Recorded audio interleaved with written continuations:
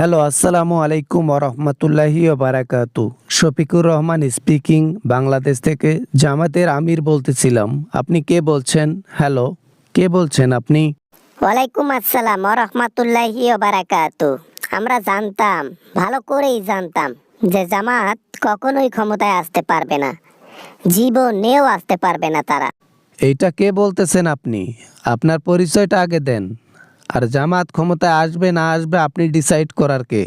উপরে একজন আল্লাহ তো বসে আছে, যা করার করবেন। আমি আর কে বলবো? শেখ হাসিনা বলতেছি। আমি যা বলছি ঠিকই বলছি। বাংলাদেশে কখনো ইসলাম রাষ্ট্র কায়েম হবে না, ইসলাম রাষ্ট্র কখনো তৈরি হবে না। এরকম করে আপনারাও বলতেন যে 2041-45 সাল পর্যন্ত ক্ষমতায় থাকবো। ওইটা বলার 1 বছর পর আপনার পতন হয়ে গেল, এখন আর দেশে নাই আপনি। হ্যাঁ বা না, মানে আর কি, ওটা তো জাস্ট আবেগে বলেছিলাম, কিন্তু এখন যেটা বলতেছি এটা হচ্ছে সত্যি। কোনো রাজনীতিবিদ, কোনো রাজনৈতিক দল চাইবে না জামাত ক্ষমতায় আসুক।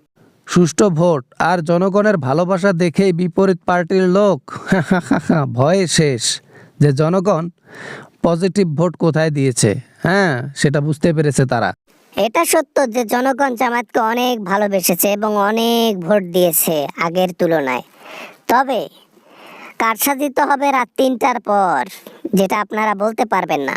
মানুষকে ধোকা দেন, মানুষের উপর বেইমানি করেন, দুর্নীতি করেন, কোনো সমস্যা নাই। কিন্তু উপরে বসে যিনি আছেন সব কিছু দেখতেছেন, এটার হিসাব হবে মাটির তলে। মাটির তলের হিসাব পরের হিসাব, দুনিয়ার হিসাবটাই আগে হয়ে যাক। হা হা হা। আমরা জানতাম বিএনপি ক্ষমতায় আসবে, আমরা থাকলে আমরাই আসতাম ক্ষমতায়। অন্যায় কাজ করব না, দুর্নীতি করব না, যতটুকু পদ পেয়েছি এটা নিয়েই বাংলাদেশের মানুষকে নিয়ে আগাবো। আমরা যথাযথ চেষ্টা করব নিজের ঈমানকে ঠিক রাখার, আল্লাহর প্রতি ভালোবাসা এবং জনগণকে ভালো রাখার জন্য যা করা লাগে তাই আমরা করব ইনশাআল্লাহ। বাবা না, মানে আপনারা রাগান্বিত হচ্ছেন না কেন? আপনাকে আমি কত উস্কানিমূলক কথা বলতেছি, রাগান্বিত করার চেষ্টা করতেছি, একটু রং কথা বলেন, তাও তো বলতেছেন না। কথায় আছে না, রেগে গেলেন তো হেরে গেলেন। আমরা মুসলিম, আমরা ইমানদার লোক, নিজেকে দাবি করি আমরা খারাপ কাজ করি না, এজন্য আমাদের ধৈর্যই সব কিছু। হয়েছে হয়েছে, ক্ষমতা পাইলে তখন দেখবা অটোমেটিক খারাপ হয়ে গেছে।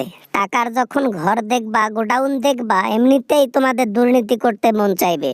এখনও আমাদের জোট মিলে 77টা পদ রয়েছে, এমপি রয়েছে। দেখতে পারবে দেশের জনগণ আমরা কি করি। একটি টাকা জনগণের মেরে খাবো না ইনশাআল্লাহ, কথা দিচ্ছি। আর এটার মধ্যে আমরা কায়েম থাকব। আর আল্লাহ আমাদেরকে জয় করাবেন একদিন, আজ নয়তো কাল। এই বাংলাদেশ ইসলাম রাষ্ট্রে পরিণত হবে ইনশাআল্লাহ।